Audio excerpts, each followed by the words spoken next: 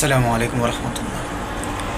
আমাদের সমাজে অধিকাংশ মানুষই একটা সচরাচর গুনাহের সাথে লিপ্ত থাকে, সেটা হচ্ছে আন্দাজে কথা বলা।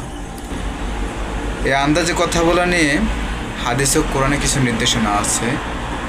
এর ভিতরে রাসূল সাল্লাল্লাহু আলাইহি সাল্লাম বলেন, কোনো ব্যক্তির মিথ্যাবাদী হওয়ার জন্য এতটুকুই যথেষ্ট, সে যা শোনে যাচাই না করে তাই বলে বেড়ায়।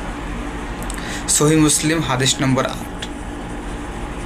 পবিত্র কোরআনে বলা হয়েছে, হে মুমিনগণ, তোমরা অধিকাংশ অনুমান বা আন্দাজ থেকে দূরে থাকো, নিশ্চয়ই কোনো কোনো অনুমান পাপ। সূরা আল হুজরাতের আয়াত 22। এছাড়াও আরও অনেক কোরআন ও হাদিসের দলিল রয়েছে। আমরা অনেক সময় বলি, না এটা হয়েছে বা এটা হতে পারে। এসব আন্দাজ রাসূলুল্লাহ সবসময় নিষেধ করেছেন।